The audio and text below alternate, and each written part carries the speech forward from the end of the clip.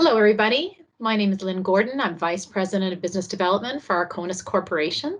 And today I am having a wonderful conversation with two of our very knowledgeable partners in the waste and recycling field.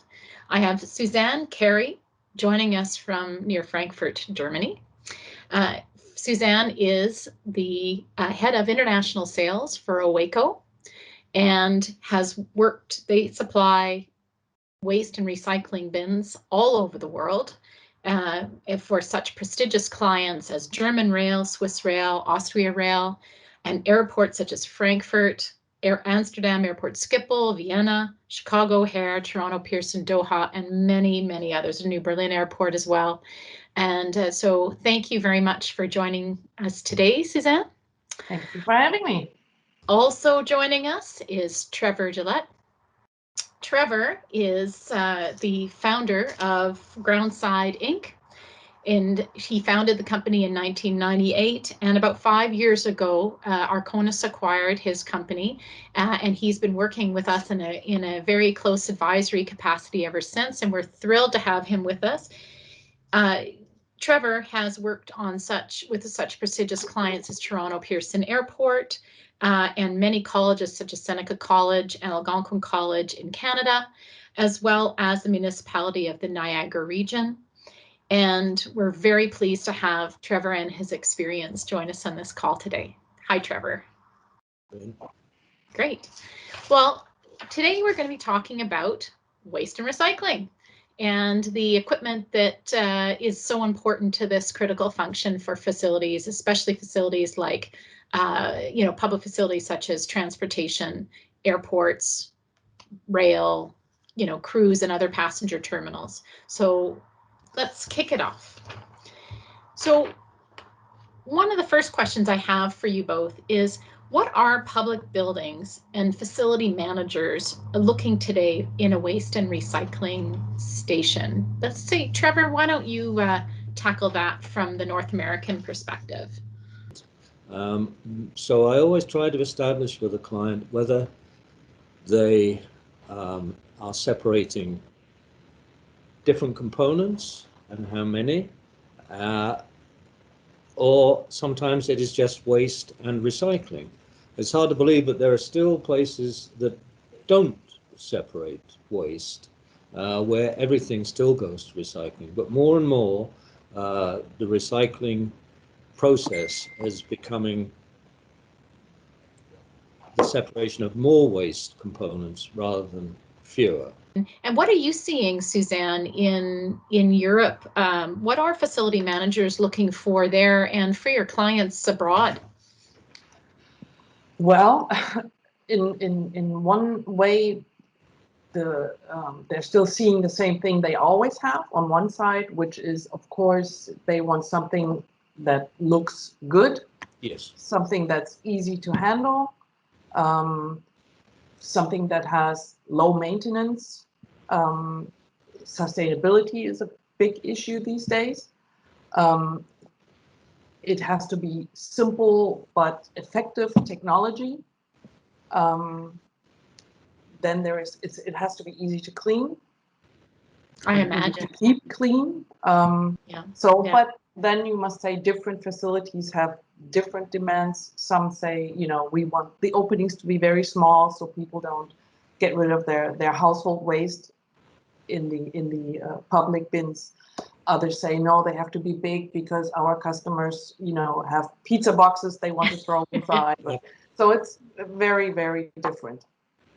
Yeah, and I also see that with what I hear often is just about concerns over weight, its size, volume. It seems it's somewhat smaller volume so that it's not as heavy or cumbersome for personnel to take out and remove. And then there's others who want a much larger capacity because they don't want to have too frequent of servicing required. So it's interesting. I find it's those conversations with the client up front is so important because every facility has these unique challenges that they're trying to work through. Do you find that in general, Trevor? Absolutely right. In fact, I don't think I've ever worked in any industry where the clients know as much about their problems as people in waste management do.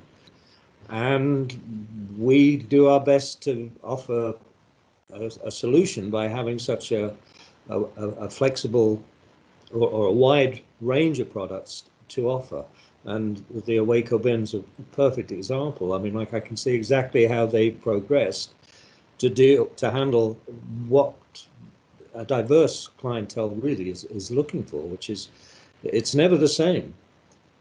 Would you say that's true, Suzanne? I mean, like, every good project Absolutely. that you get to work on is, I wouldn't say it has to be a customized product, but it's a customized solution to their issue.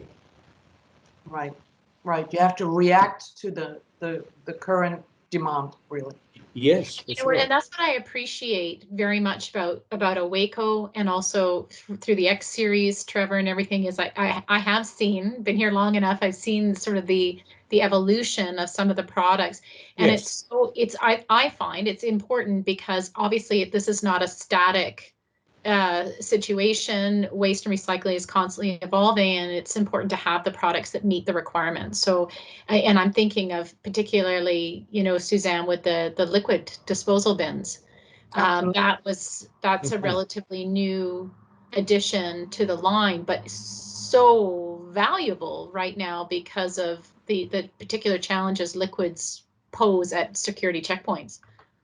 Absolutely. It's security checkpoints where and also the environment and sustainability issue where today people more and more are saying, I will not use or no longer use disposable cups and disposable bottles, but I will bring my own. And but then you have to offer the possibility to dispose of the liquids before they pass through security.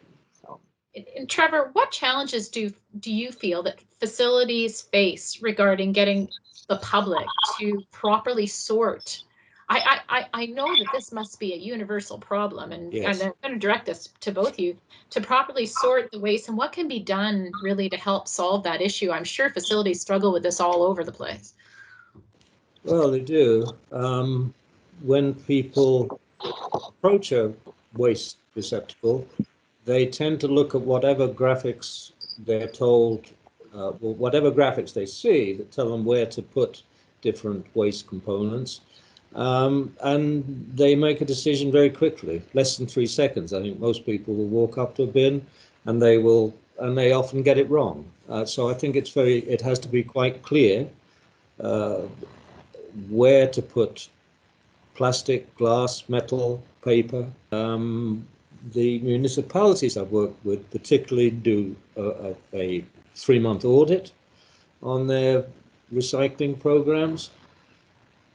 And if they change anything, they tend to change the graphics, or they change the location, or they try to supplement the instructions in some way. But it's very important to get it right. And I think Auweko, your signage is very clear, very plain, very obvious, and we try to make ours the same way. Has to be at the right level, has to be looking right at them. Yeah. Would you agree, Suzanne?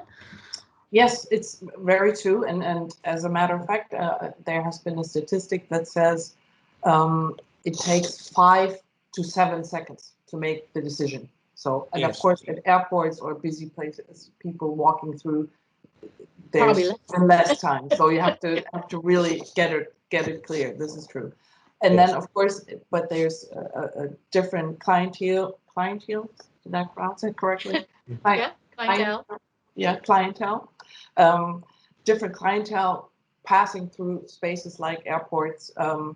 They have different levels of experience in regard to recycling, and you have to keep that in mind. So I think what has to be done, it has to start with understanding for the facility managers to understand, what do I want the client to do, and clarification with if there are special requirements, and this is usually clarified with people like the environmental managers, safety managers, health managers, so this has all to be discussed with them, and then speaking with all these different areas, you have to figure out what kind of separation is to be done, which brings me back to an earlier subject of signage, where we always say, because sometimes clients ask, can you engrave the waste bins, so you cannot take the signage off?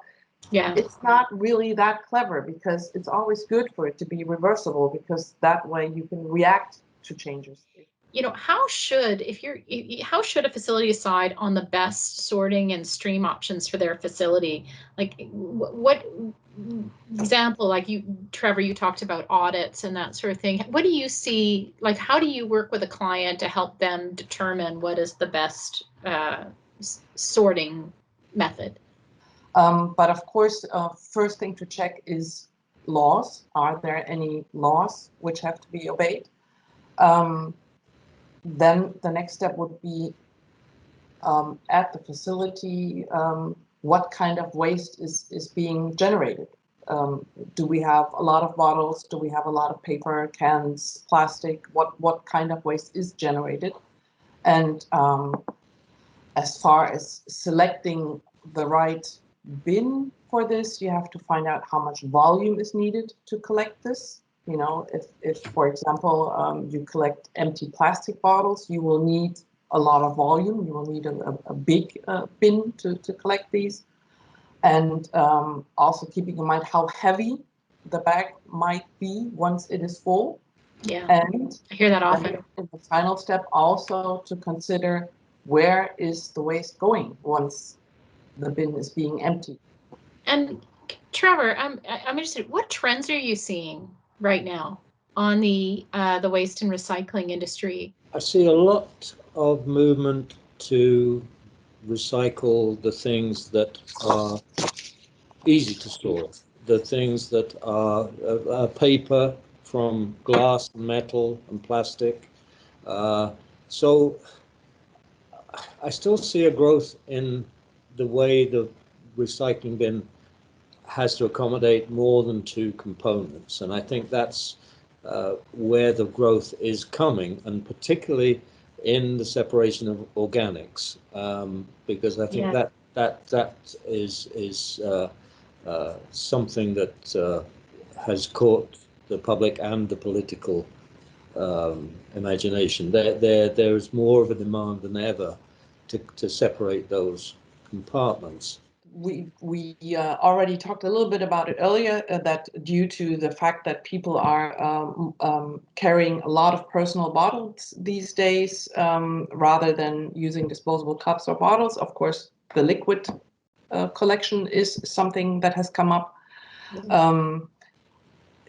Due to this unfortunate pandemic we're facing that all of us probably seeing a lot of masks or gloves flying around near supermarkets or entrances, and so we've designed a bin to show people this is where you can dispose of these things rather than just dropping it. And for highly frequented areas, vandalism might be a problem. People kicking trash cans, things like that, where we've designed an option. Then something that is surely also a trend is sensor technology to show when bags have to be changed.